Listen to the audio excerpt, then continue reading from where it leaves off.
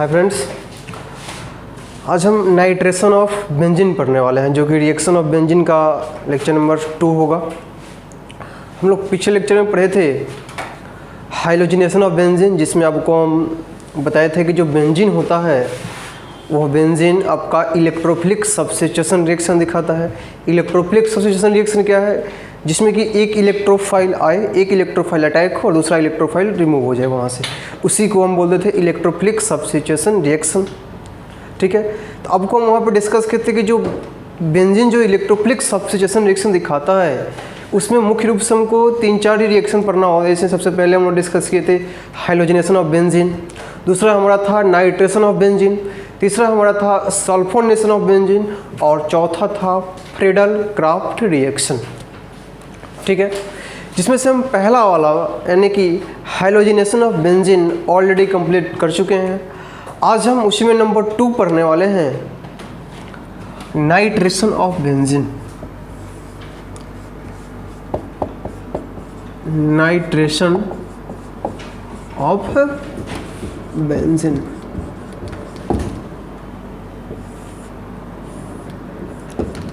देखिए यहाँ पे टर्म आया हमारे पास नाइट्रेशन। ठीक है, नाइट्रेशन का मतलब होता है कि यहाँ पे जो इलेक्ट्रोफाइल आने वाला है वो आएगा कौन सा, NO2+। क्लियर। और बेंजीन के बारे में तो आप लोग समझते ही हो कि जो आपका बेंजीन है वो एक एरोमेटिक कंपाउंड होता है, इलेक्ट्रोफिलिक सब्स्टिट्यूशन रिएक्शन प्रोवाइड करता है।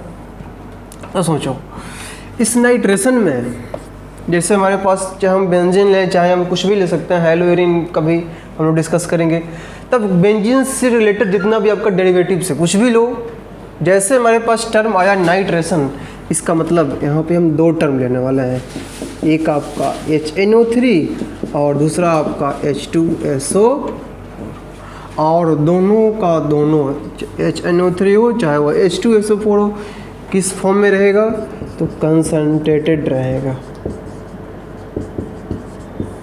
क्लियर।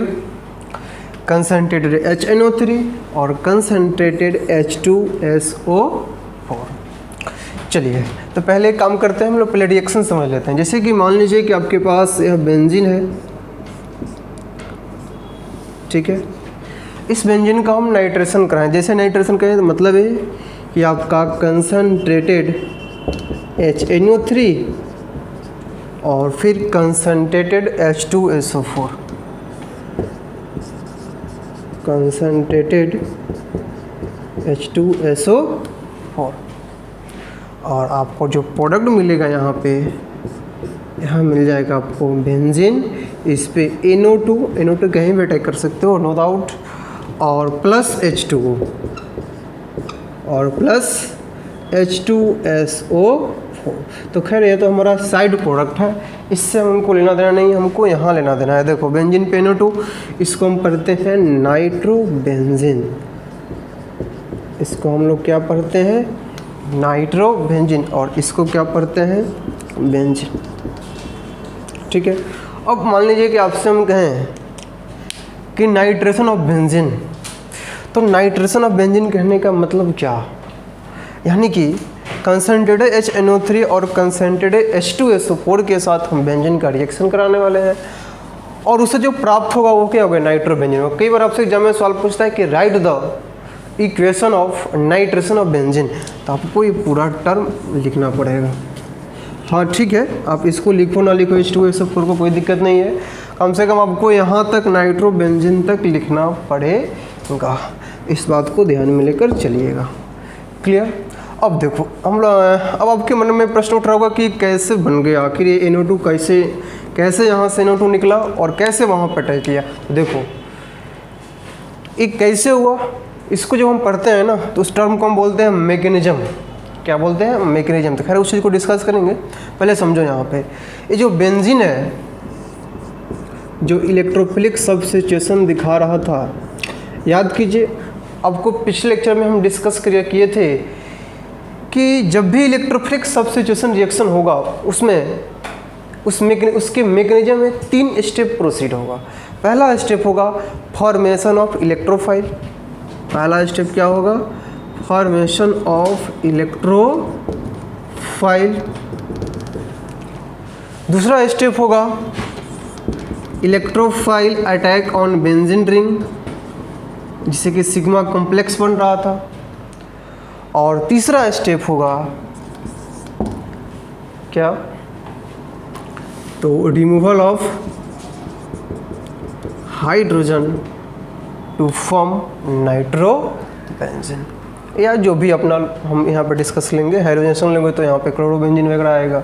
खैर छोड़िए हटाइए, यहाँ पे समझो, यहाँ पे 3 स्टेप होता है इलेक्ट्रोफिलिक में, और इस 3 स्टेप के अकॉर्डिंग हम सारे मैकेनिज्म को फुलफिल कराएंगे। तो इसको नोट कीजिए, फिर हम लोग मैकेनिज्म की बात करते हैं कि कैसे इसका मैकेनिज्म होगा, कैसे बना होगा। क्लियर? चलिए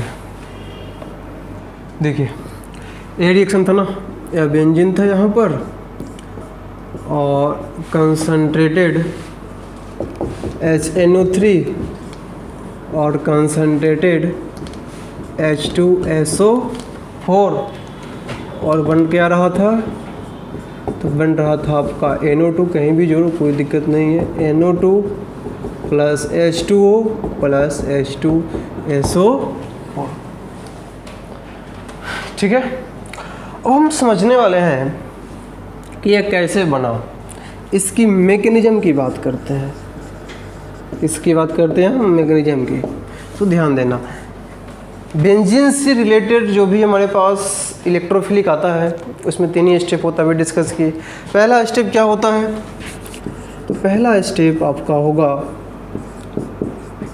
step number 1, formation of electrophile, formation of electrophile यानी कि E+। ठीक है, तो कैसे, ध्यान दो, यहाँ पे 2 टर्म है, एक HNO3 और एक H2। सब देखो एक चीज़ यहाँ पे क्लियर कर दें आपको, H2SO4 और HNO3 में दोनों एसिड ही है। इसको सल्फ्यूरिक एसिड बोलते हैं, इसको लोग नाइट्रिक एसिड बोलते हैं। H2SO4 और HNO3 में H2SO4 का जो एसिडिटी होता है वह अधिक होता है किससे, HNO3 से।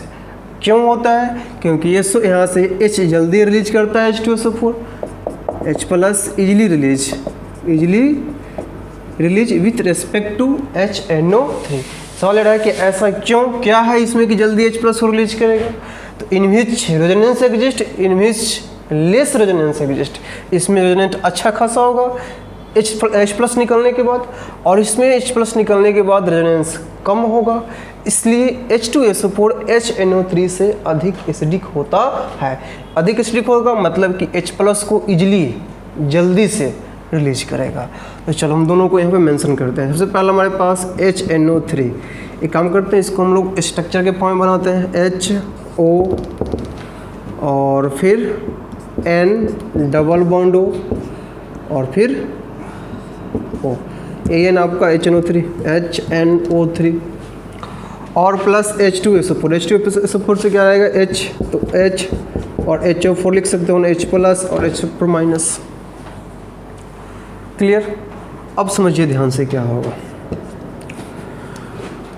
समझो ध्यान से। ये जो आपका H+ है, यह H+ यहाँ से रिलीज होगा, और जैसे H+ यहाँ से रिलीज होगा इस जाके इस ऑक्सीजन के लोन पेयर पे अटैक करेगा, और ऑक्सीजन के लोन पेयर पे अटैक करने के फलस्वरूप कुछ इस तरह से हमको देखने को मिलेगा। ये आपका जो ऑक्सीजन है यह कोनेट बॉन्ड के माध्यम से इस H+ को इलेक्ट्रॉन देगा, और फिर N और फिर आपका डबल बॉन्ड हो कुछ इस तरह से। क्लियर? अब देखो, जैसे ऑक्सीजन इसको बॉन्ड इलेक्ट्रॉन दिया हाइड्रोजन को, क्या यह ऑक्सीजन यहाँ पे सेटिस्फाइड है? देखो तो ऑक्सीजन तो हमेशा 2 बॉन्ड बनाता है। आप यहाँ पाओगे कि जो ऑक्सीजन है यहाँ पे 3 बॉन्ड बना लिया, वो अलग बात है, एक कोऑर्डिनेट है, उससे हमको कोई मतलब नहीं है। तो ध्यान दो, तो जैसे यहाँ पे 3 बॉन्ड बनाए तो ऑक्सीजन पे कैसा चार्ज, प्लस चार्ज। ऑक्सीजन एक इलेक्ट्रोनेगेटिव एटम है, और किसी भी इलेक्ट्रोनेगेटिव एटम पे प्लस चार्ज मतलब है काफ़ी मुश्किल चीज़। तो यहाँ से क्या होगा, ये जो ऑक्सीजन है, यह ऑक्सीजन इस नाइट्रोजन से इलेक्ट्रॉन लेकर अपने आप को बाहर कर लेगा। जैसे बाहर किया तो यहाँ से क्या निकल गया H2 और प्लस नाइट्रोजन का इलेक्ट्रॉन चला गया है, ऑक्सीजन न्यूट्रल हो गया है, तो नाइट्रोजन पे कैसा चार्ज? प्लस चार्ज, और NO2 प्लस। क्लियर? तो आप देखोगे कि जो यहाँ पे NO2 प्लस है, यही तो आपका इलेक्ट्रोफाइल है। NO2 ही तो आपका क्या है? इलेक्ट्रोफाइल है। अब ध्यान से समझो, पहला तो स्टेप ये हो गया, इलेक्ट्रोफाइल बना। स्टेप 2 की बात करते हैं। चलो इसको एक बार फिर से रिपीट कर देते हैं, ध्यान से समझो। यहाँ से यह HNO3 है, यह H2SO4 है। क्लियर? HNO3 और H2SO4 में जो एसिडिक करेक्टर होता है H2SO4 का अधिक होता है, HNO3 का कम होता है। H2SO4 की एसिडिक करेक्टर अधिक होते हैं, यानी कि H2SO4 जल्दी H+ को रिलीज करेगा, और जल्दी H+, जैसे यहाँ H+ को रिलीज किया तो यह इस HNO3 के ऑक्सीजन के पास गया, और इस ऑक्सीजन के पास जाने के बाद यहाँ पे कुछ इस तरह से देखने को मिला। और अब पाओगे कि यहाँ पे ऑक्सीजन 3 बॉन्ड बनाया है, और ऑक्सीजन बनाता कितना है? 2 बॉन्ड। जैसे 3 बॉन्ड बनाया तो इस पर कैसा चार्ज? Plus charge. और कोई भी इलेक्ट्रोनेगेटिव आइटम अपने ऊपर प्लस चार्ज रखना चाहता नहीं है, तो इसके अंदर खलबली मचेगी। वह चाहेगा कैसे हम इस प्लस को न्यूट्रल करें, तो नाइट्रोजन से इलेक्ट्रॉन ले लेगा, कहेगा चलो इलेक्ट्रॉन आओ इधर, और ये न्यूट्रल हो जाएगा H2O, और नाइट्रोजन इसको इलेक्ट्रॉन दिया तो नाइट्रोजन के पास इलेक्ट्रॉन की कमी, तो इस पर कैसा चार्ज? Plus charge. तो यह हो गया NO2 प्लस, और यह हो गया आपका क्या? H2O। यह NO2 प्लस कैसा कम किया? प्लस चार्ज, मतलब इलेक्ट्रोफाइल। क्लियर? चलिए स्टेप 2 की बात करते हैं। Electrophile attack on benzene ring, यानी कि NO2 प्लस, चूँकि यहाँ पे NO2 ही इलेक्ट्रोफाइल के फॉर्म में आया है। हाँ देखो, एक आपका सवाल एक और उठ रहा होगा, मान लो कि H+ यहाँ से चला गया, तो यह क्या बचा? HSO4 माइनस ना, तो आप लिख सकते हो प्लस ऐसे करके HSO4 माइनस। ठीक है, चलिए तो NO2 attack on benzene ring, attack on benzene ring. ठीक है, अब देखिए NO2 प्लस है, ये ना आपका, और बेंजीन रिंग आपका यह है। अब NO2 प्लस बेंजीन रिंग पर अटैक करेगा। कैसे अटैक करेगा? ध्यान दो, बेंजीन पे तो कहीं पे निगेटिव कहीं पॉजिटिव दिख नहीं रहा है, तो कैसे अटैक करेगा? तो ध्यान, आपको पता है कि benzene pi sigma pi alternate position पे पाई बॉन्ड है, अल्टरनेट पोजीशन पे पाई बॉन्ड है, इट मीन्स कि रेजोनेंस प्रोसीड करेगा, और रेजोनेंस प्रोसीड करेगा यानी जैसे ही थोड़ा सा इलेक्ट्रॉन इस पे आया निगेटिव और इस पे पॉजिटिव, अब इस निगेटिव पे तुरंत इलेक्ट्रोफाइल अटैक कर लेगा। जैसे इलेक्ट्रोफाइल अटैक करेगा तो इसका स्ट्रक्चर कुछ इस तरह से देखने को मिलेगा, NO2 और इस पे प्लस चार्ज। यदि हम इस NO2 को हटा दें और ऐसे ही रखने दें, इस स्पीसीज को हम बोलते हैं सिग्मा कॉम्प्लेक्स। ध्यान रखिएगा चीज़ को, क्या बोलते हैं हम लोग? Sigma complex. स्टेप 2 हो गया। अब बात करते हैं हम स्टेप 3 की, क्योंकि 3 ही स्टेप होता है ना। स्टेप 3 में क्या होगा? Removal of H+ to form nitrobenzene, nitrobenzene. अब इस सिग्मा कॉम्प्लेक्स से H+ रिमूव होगा, H+ हटेगा और क्या बन जाएगा? नाइट्रोबेंजीन। जैसे कि ये रहा आपका बेंजीन और NO2 और फिर यहाँ पे प्लस। अब आप देखोगे कि NO2 है और इसके साथ क्या रहेगा? हाइड्रोजन। देखो इसको और अच्छा से लिख देते हैं, इसी की मान लीजिए बेंजीन है, इस पे क्या है आपका NO2, यह क्या है? हाइड्रोजन, और इस पे प्लस चार्ज। अब यह हाइड्रोजन जाएगा तो जाएगा किसके पास? देखो यहाँ पे आपको क्या दिख रहा होगा? HSO4 minus. तो इस हाइड्रोजन को लेने के लिए कौन आएगा? HSO4 minus. इसको तो हाइड्रोजन की रिक्वायरमेंट ही है ना। अब जैसे ही नेगेटिव इस अपने हाइड्रोजन को लेने आया तो हाइड्रोजन चला गया और इस बॉन्ड को इधर शिफ्ट कर दिया। जैसे शिफ्ट किया तो इसके बाद का जो स्ट्रक्चर है कुछ इस तरह से, बेंजीन पे NO2 और फिर H+ एक्सेप्ट किया तो क्या हो गया? H2SO4। और बेंजीन पे NO2 किया। देखो H2SO4 आपका क्या है? समझो ध्यान से, H2SO4 आपका एसिड है, लेकिन HSO4 माइनस क्या है, तो HSO4 माइनस आपका बेस है H2SO4 की अपेक्षा, चूँकि वो H प्लस, अब इसको H प्लस चाहिए ना, और H प्लस को जो गेन करता है वो कौन, बेसिक बेस कहलाता है। हाँ ठीक है, और भी H, फिर से यदि आप इस H को रिलीज करना चाहते हो तो SO4 2 माइनस के फॉर्म में चले जाएंगे, फिर O भी बेस का काम करेगा, उसको भी 2 हाइड्रोजन चाहिए, इसको कितना हाइड्रोजन चाहिए, 1 हाइड्रोजन चाहिए। यहाँ पे थोड़ा सा बेसिक कैरेक्टर को दिखाते हुए यह H प्लस को रिलीज करेगा, H प्लस को इसको यहाँ से खींचेगा और H2SO4 बन जाएगा, और बेंजीन पे क्या लग गया, NO2, इसी को हम क्या बोल देते हैं, नाइट्रो बेंजीन। क्लियर? तो ये रहा आपका नाइट्रेशन ऑफ बेंजीन का कंप्लीट मैकेनिज्म, इसको नोट कीजिए। फिर हम लोग आगे चलते हैं, इससे रिलेटेड कुछ और रिएक्शन देख लेते हैं।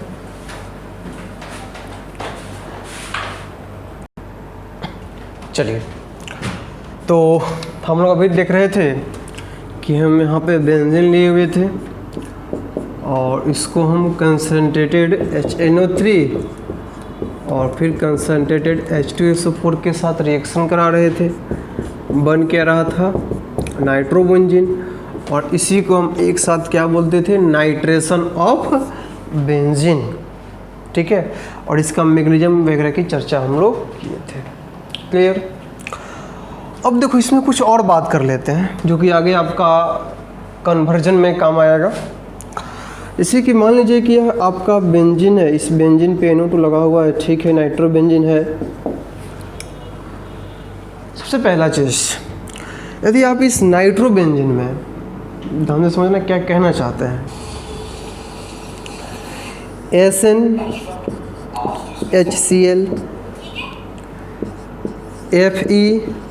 FeHCl या LiAlH4 या NaBH4 के साथ रिएक्शन कराते हो तो यह NO2 जो है ना वह कन्वर्ट हो जाता है किस फॉर्म में, NH2 के फॉर्म में।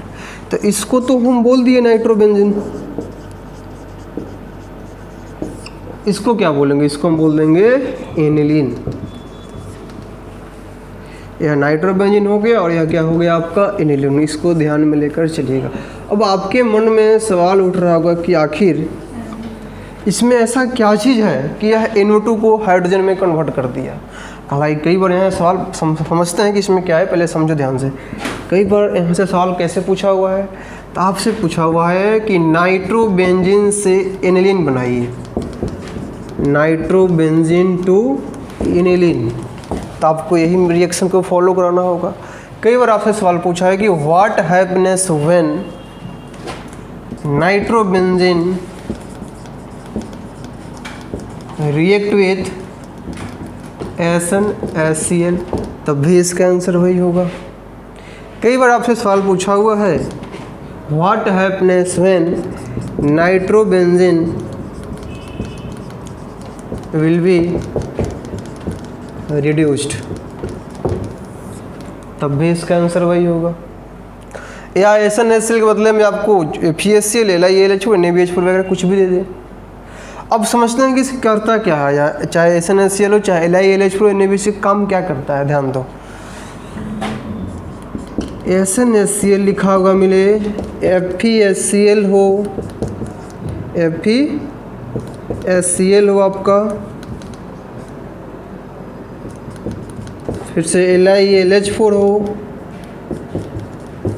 NaBH4 हो, HI हो, ऐसा आ जाएगा तो हम वहाँ डिस्कस करेंगे।